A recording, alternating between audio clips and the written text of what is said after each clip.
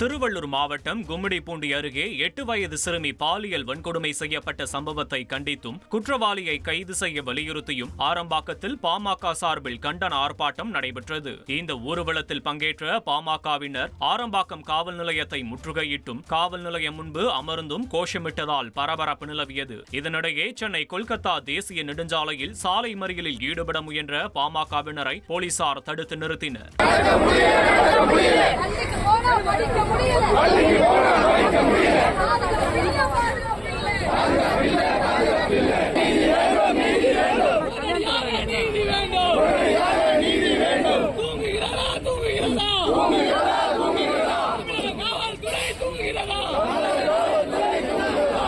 மாமல்லபுரத்தில் கடல் சீற்றம் காரணமாக மீனவர்கள் கடலுக்கு மீன்பிடிக்க செல்ல முடியாத சூழல் ஏற்பட்டது.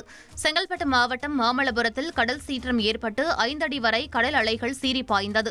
வழக்கத்திற்கு மாறாக 10 மீட்டர் தூரத்திற்கு கடல் அலைகள் முன்னோக்கி வந்து கடற்கரை ஓரம் உள்ள உணவு விடுதிகளின் படிக்கட்டுகள் வரை ராட்சத அலைகள் சீறி பாய்ந்தது. இதனால் கடல் அரிப்பு ஏற்பட்டு படிக்கட்டுகள் இடிந்து சேதமடைந்தன. மேலும் கடல் சீற்றம் காரணமாக மீனவர்கள் மீன்பிடிக்க செல்லாமல் படகுகள் மற்றும் வலைகளை பாதுகாப்பாக வைத்துள்ளனர். விருதுநகரில் திமுக எம்பி திருச்சி சிவாவை கண்டித்து நாடார் மகாஜன சங்கம் சார்பில் மாபெரும் கண்டன ஆர்ப்பாட்டம் நடைபெற்றது. முன்னாள் முதலமைச்சர் காமராஜர் குறித்து திருச்சி சிவா எம்பியின் சர்ச்சை பேச்சை கண்டித்து பலரும் கண்டனங்களை தெரிவித்து வருவதுடன் பல்வேறு இடங்களில் ஆர்ப்பாட்டங்களிலும் ஈடுபட்டு வருகின்றனர். இந்த நிலையில் விருதுநகர் தேசபந்து மைதானத்தில் நாடார் மகாஜன சங்கம் சார்பில் பொதுச் செயலாளர் கரிகோல்ராஜ் தலைமையில் ஏராளமான பொதுமக்கள் மற்றும் நாடார் மகாஜன சங்க நிர்வாகிகள் சட்டையில் கருப்பு பேட்ஜ் அணிந்து ஆர்ப்பாட்டத்தில் ஈடுபட்டனர்.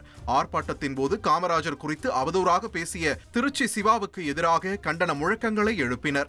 ட்ரெண்ட ஃப்ரெண்ட் ஆக்கிக்கோங்க. தந்தி டிவியின் சப்ஸ்கிரைபர்ஸ் அண்ட் ஃபாலோவர்ஸ் குடும்பத்துல நீங்களும் இணையுங்க.